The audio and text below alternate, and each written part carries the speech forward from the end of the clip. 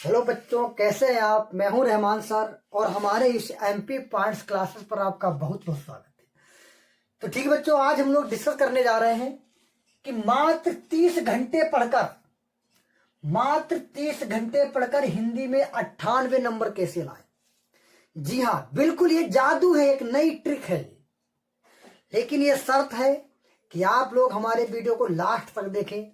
मैं आपको बताऊंगा कि आप हिंदी में केवल 30 घंटे पढ़कर के 98 नंबर कैसे ला सकते हैं। तो ठीक है बेटा, वीडियो को स्टार्ट करते हैं। तो ध्यान देखिएगा, हम सभी लोग जानते हैं कि हिंदी में पूछे जाने वाले कौन कौन से क्वेश्चन हैं। जैसे हम बात करते हैं कि हिंदी में पूछे जाने वाले हैं, जिसे गद्यांश वाली किताब से, या फिर कह सकते हैं कि गद्यांश पूछा जा रहा है, उसकी व्याख्या पूछी जा रही है, या फिर कवियों का या फिर लेखकों का जीवन परिचय पूछा जाता है। ठीक है, कवियों का जीवन परिचय पूछा जाता है और लेखकों का जीवन परिचय पूछा जाता है। पर्यायवाची पूछे जाते हैं, ठीक है, विलोम पूछे जाते हैं और रस पूछे जाते हैं, अलंकार पूछे जाते हैं, कई चीजें पूछी जाती हैं। लेकिन सर फिर भी कह रहे हैं केवल 30 घंटे पढ़ करके आप 98 नंबर ला सकते हो। तो जी हाँ, बिल्कुल आप ला सकते हैं। किस प्रकार, ध्यान दीजिएगा। अगर आपने सही तरह से अगर आपने पढ़ा है तो आप 30 घंटे में ही 98 नंबर लेकर आ जाएंगे। किस प्रकार लाएंगे सॉरी, वो हमारे इस वीडियो में आप बहुत ही ध्यान से देखिएगा। मैं आपको एक ट्रिक बताने जा रहा हूं जो बहुत ही धमाकेदार है। सबसे पहले बच्चा पढ़ने में गलती करता है। वो क्या गलती करता है? बस उसी गलती की वजह से ही बच्चे का पढ़ा हुआ बच्चे को याद नहीं रहता है। बच्चा शाम को पढ़ता है, सुबह को उसको कुछ नहीं याद रहता, सुबह को पढ़ता है, शाम को कुछ नहीं याद रहता है। क्या कारण है? क्योंकि बच्चा एक गलती करता है। वो क्या करता है? थोड़ी देर के लिए हमने मान लिया, पहला ही पॉइंट ले लिया। पहला पॉइंट हमने मान लिया कि वह जीवन परिचय याद करता है।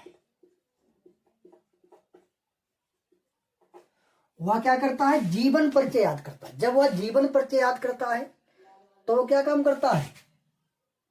लगातार लगातार 1 2 3 4 5 6 7 8 9 10 कई लेखकों के या फिर कई कवियों का जीवन परिचय याद कर डालता है। सुबह बैठा, शाम तक बेचारा सुबह 4 बजे उठा, 4 बजे उठने के बाद शाम के 4 बजे तक लगातार पढ़ा। उसने 10 जीवन परिचय तैयार कर लिए। कितने बेटा तैयार कर लिए? 10 जीवन परिचय। फिर वो क्या काम करता है?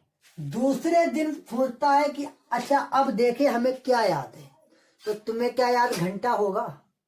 कहां से याद हो जाएगा तुम्हें?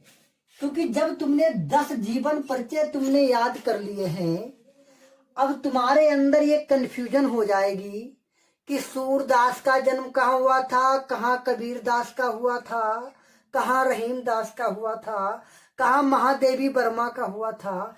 जहां पर सूरदास का हुआ था वहां पर आप महादेवी वर्मा का लिख रहे।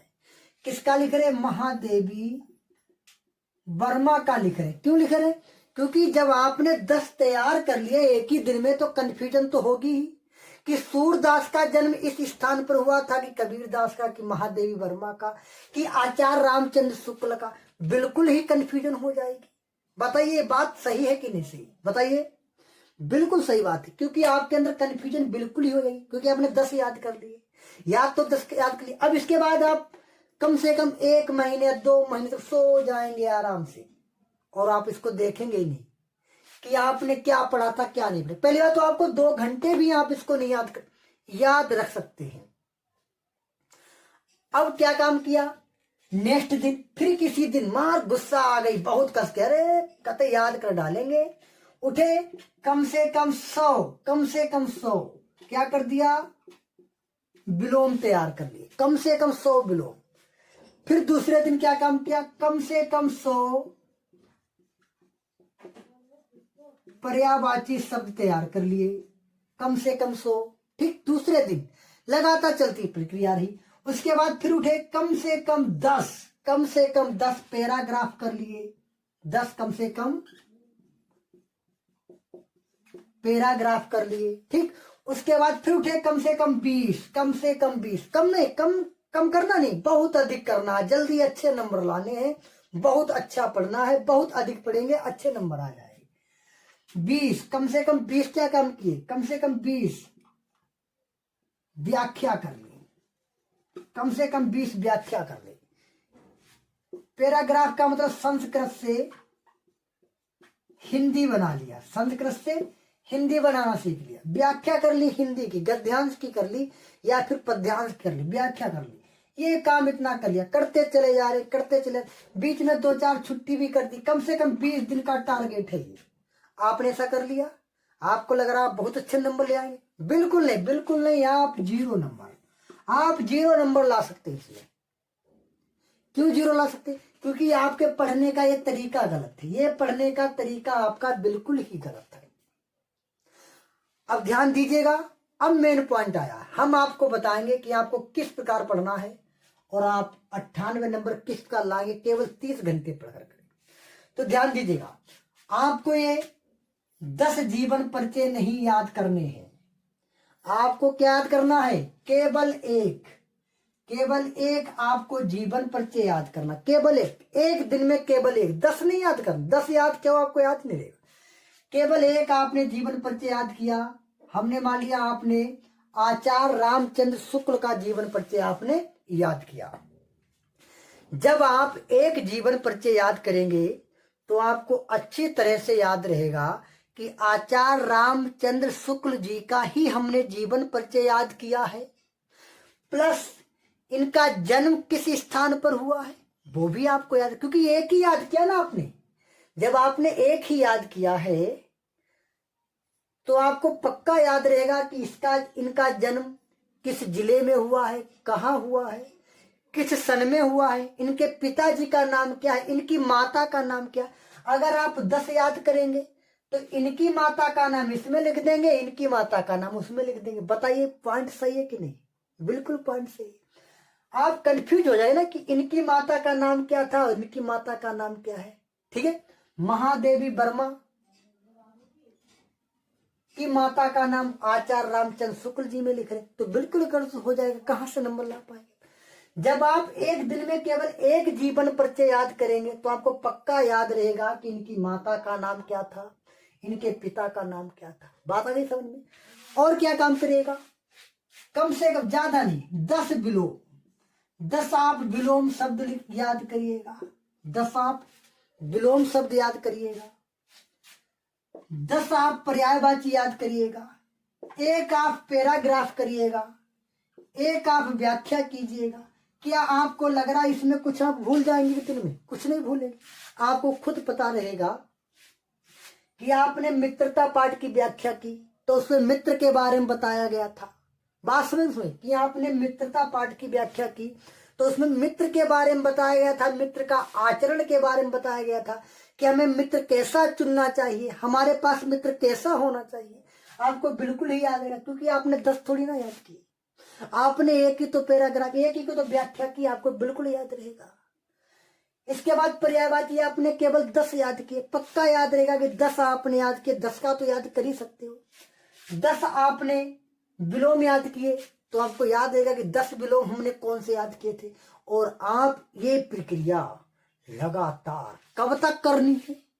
कब तक करनी है? जब तक कि आपकी परीक्षा नहीं हो जाती, आपके एग्जाम नहीं हो जाते। तो आप 30 दिन करिएगा, केवल 30 दिन। जब आप 30 दिन तैयारी करेंगे तो 30 दिन में 30 गुणे 1, ध्यान समझिएगा, 30 गुणे 1 यानी एक जीवन परिचय अगर आप एक दिन में याद कर रहे हैं तो 30 गुणे 1 बराबर 30 जीवन परिचय आपको याद हो जाएगा। और 30 जीवन परिचय तो आपकी पूरी किताब में नहीं है। बात समझ नहीं समझ रहे? इसका मतलब 30 दिन से पहले ही आपकी तैयारी पूरी हो जाएगी जीवन परिचय की। बताइए हो जाए कि नहीं हो जाएगी? अगर आप जीवन परिचय 10 भी याद कर लेंगे तब भी आपको परीक्षा में 2 जीवन परिचय बिल्कुल ही अच्छी तरह से आप लिख सकते हैं और इसमें आप भूलेंगे भी नहीं। यानी 10 दिन में ही तैयारी हो रही है, लेकिन अगर आप एक दिन में ही 10 तैयार कर लेंगे तो आपको एक भी याद नहीं रहेगा। इसके बाद बात करते हैं कि अगर आपने 10 अगर आपने विलोम शब्द याद किए तो 10 या 30 बराबर कितना हो जाएगा, 300 आपको याद हो जाएंगे। 300 में पक्का ही आपकी परीक्षा में सभी फंस जाएंगे। इस प्रकार आप प्रक्रिया करिएगा और लगातार 30 दिन तक पढ़िएगा। मैं दावे के साथ कह रहा हूं यूट्यूब पर पढ़ाना छोड़ दूंगा कि जब अगर हमारी इस शर्त के अनुसार आप अगर पूरे नंबर ना ला पाए तो हमें कमेंट में बता देना। मैं यूट्यूब पर पढ़ाना छोड़ दूंगा अगर आपके 98 नंबर ना आए तो। ठीक बेटा, आप लोगों को ये वीडियो कैसा लगा है?